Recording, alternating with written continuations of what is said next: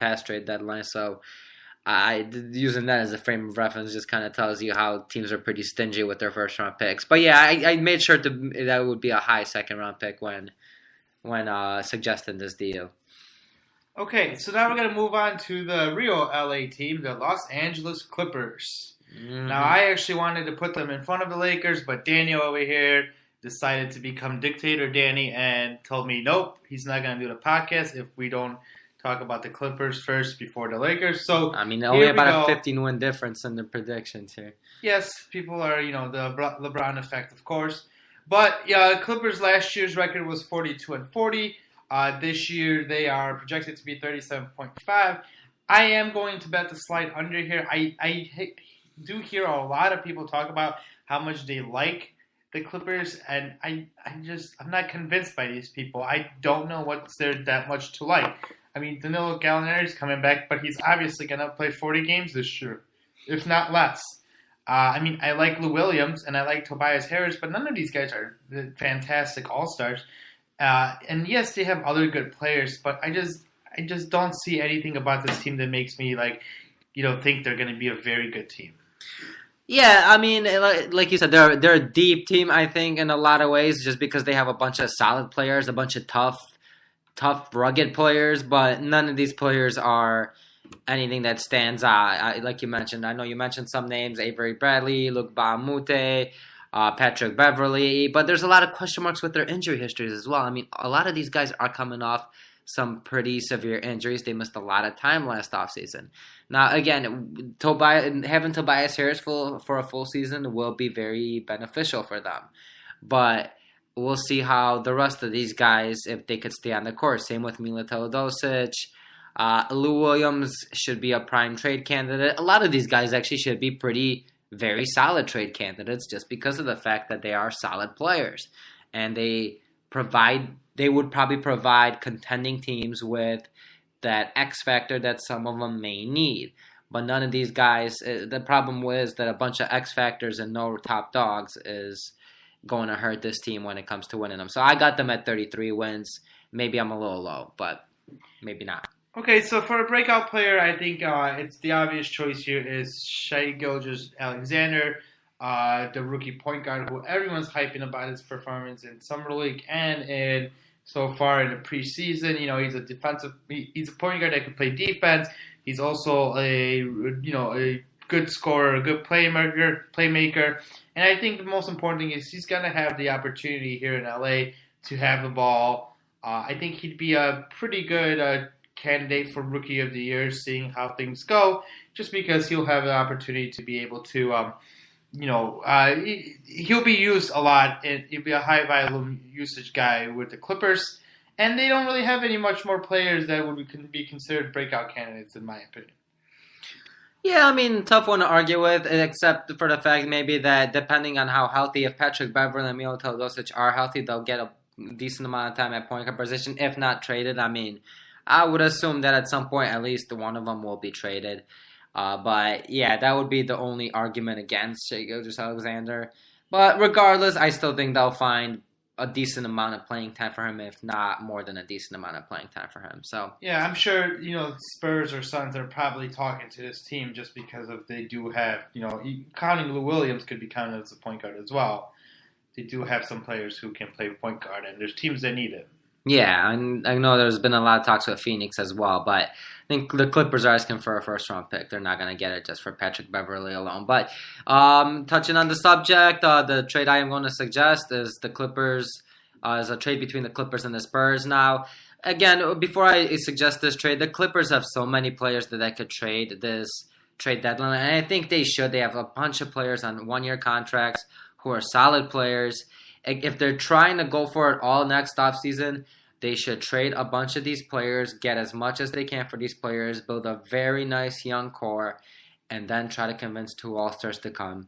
And if you have to use those solid young players, maybe to get a 3rd All-Star. But the trade I'm suggesting here is Pau Gasol and the Spurs 2019 first-round pick, not the Raptors, but the Spurs, because it should be a little higher, for Avery Bradley and Patrick Beverley.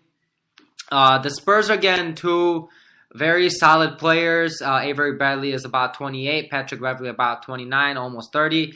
But these are two players that they'd be able to retain beyond next year. Now, the Spurs will not have much salary cap room next offseason. Definitely not as much as they hoped. But with that being said, acquiring these two players would allow them to retain their rights because of bird rights. So now Avery Bradley is also on a non-guaranteed contract, so he's a nice player that they could either say, hey, we want to keep him for the money that he's owed, or we don't want it. They'll have that choice. Patrick Beverley is a player that, depending on DeJounte Murray, and probably even not depending on DeJounte Murray, you'd want to retain. You'd want to play him behind DeJounte Murray, even with Patty Mills there and Derek White. It would make a problem for the Spurs maybe next year in terms of their depth. I mean, DeMar DeRozan has played a decent amount of small forward in the past. I think this would slide him to small forward. But I think these are the two players who are Greg Popovich type players. You're losing Pau Gasol, you're losing a center, which I'm sure you'd like to keep, but he is 38. I mean, Avery Bradley and Patrick Beverley fit more into the future. And because of the fact that they have their Raptors first-round pick, the Spurs could afford to trade their own first-round pick away. And now, one last thing. Pau Gasol is owed $16 million next season, but only $7 million of that is guaranteed. However, the Clippers could stretch that if they'd like to, so they could just guarantee only the $7 million of the $16 million, release him, and stretch that, so he would only account for about $2.33 million in on their next year's salary cap, which is about the same that Avery Bradley is guaranteed anyway. So they wouldn't be risking too much in terms of they wouldn't be giving up too much of their salary cap flexibility going into the 2019 offseason. Yeah, I mean, that was my one question because I knew the Spurs do owe Pau Gasol money, but if it does work out that it's the same that they would owe Avery Bradley, then that makes sense. And the Clippers do have a reason to make the trade, especially since that pick is probably going to be between 12 and 20, somewhere in that area. So it would make sense for them to do it. Now, the Spurs would make this trade, especially if Greg Popovich is in win-now mode, because you do get a point guard. Both of these players are good defensive players. Both of them would fit well in the system. Avery Bradley could, and they actually fit on this roster because they'd probably be hurt along with other guys. Okay, so Danny's taking some shots. They might get a little bit hurt, but, not everyone can get hurt on the Spurs. So these players will probably come out, play all 82 games, average 36 minutes a game, and really propel the Spurs to being the third best team in the West. Again, as a Spurs fan myself, I would not really want to make this trade just because I'd want to keep the pick. Now, I know the Spurs want to win this year. I know Pop deserves the right to want to win. I just don't see them being really able to win just because of, the other teams are just better in the West. And the Spurs are missing DeJounte Murray, and Derek White's out for a little bit. And, it's going to take some time to transition. And Lonnie Walker, don't forget. And Lonnie Walker. So it's going to take some time for them to transition. Okay, so let's move on to the Los Angeles Lakers. We could probably talk about them for like 2 minutes. Last year, the record was, it was about, Danny, do you know what's off the top of your head? Oh, they won like 60, 65 games last year? No, I don't think so. I do not think I believe it was about 35. I believe they were 35 and 47 last year. 35 and 47, right on the top of your head, yes. So this year, obviously, that number has jumped up to 48.5. I am going to piss off Danny and bet the under here. I just don't like the makeup of this team. I don't like the fact that JaVale McGee's their starting center. I don't know why they didn't bring back Brook Lopez for especially the deal the Milwaukee Bucks got him for. I don't think that the Rondo and Lonzo experience is going to be very good. Stevenson, Beasley, whoever these, players are, I just don't like the fit too much. Now, I do like their young players. I do like Brandon Ingram. I do like Josh Hart. I hope they get the minutes that they deserve and not give it to these veterans in that case. And I'm not 100% yet sold on LeBron.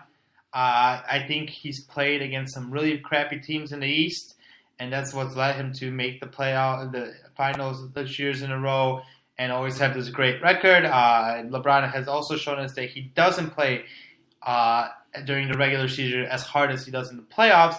So I do think that might hurt the Lakers a little bit. And then, I would say they would win about 47 to 46 games.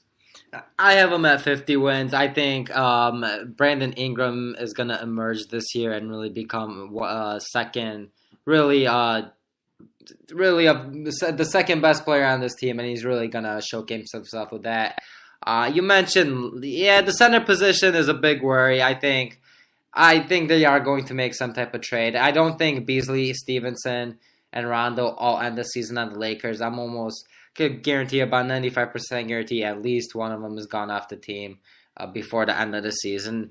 I think the most likely player is Rajon Rondo because of the fact that Lonzo Ball will get his minutes, and they have way too similar of game styles, and both of them can't really shift to the two guard position. So I don't think there'll be enough minutes. I think they brought him in basically to challenge Lonzo Ball and really teach him a lot too. I mean, he's an extremely smart player, and so is Lonzo Ball. But if you could learn just a little bit more, it will help him out. But I'm pretty sure he is a prime candidate to get traded by the time the midseason rolls around. But yeah, nonetheless, depending here, there's a lot. I mean, how KCP develops, how Stevenson, Beasley fit in. Josh Hart and Kyle Kuzma are going to be big X factors depending on how they played this season. If Kuzma could really replicate what he did last year, and Josh Hart could really replicate what he did at the end of last year, then they're going to be a very solid team. Okay, so my breakout player is going to be Brandon Ingram. Now, obviously, to me, this is a very obvious choice. Just because, Brandon Ingram's entering his third year, so it's time for him to have a jump. He's going to play with LeBron, which hopefully will end up becoming a benefit for him. Last year, he averaged 16 points a game on, 48% shooting from the 2 and a very good 39% shooting from the 3.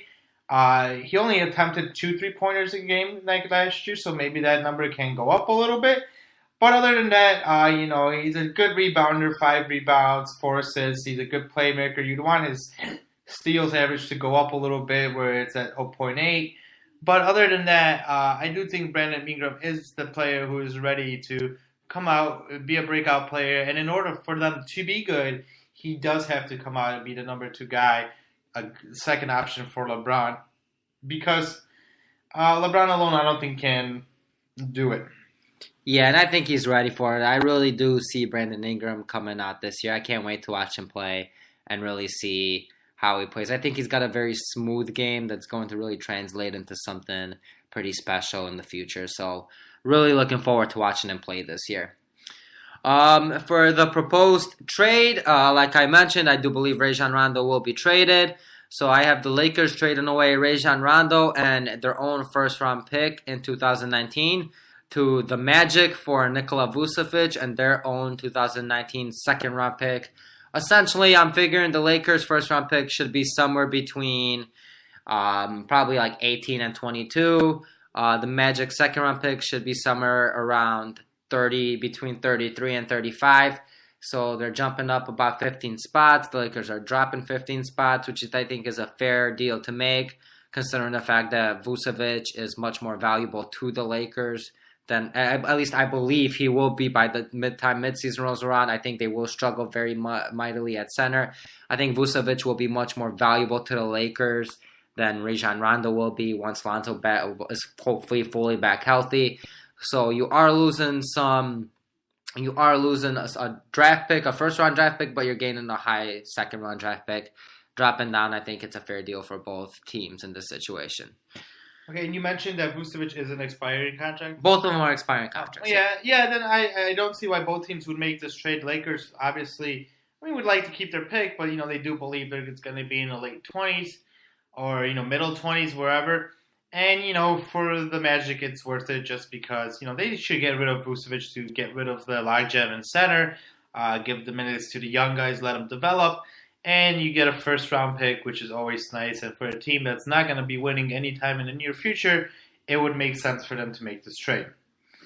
Yeah, I mean, and the Lakers, just to clarify, the Lakers would have to probably add in like the Zubac just to make salaries match, but they'd be able to figure it out once midseason rolls around who they could add in for this trade.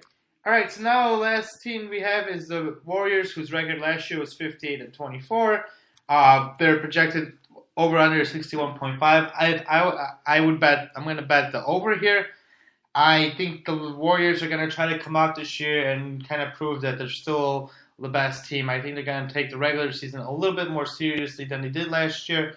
And the addition of DeMarcus Cousins, like maybe after the All-Star break,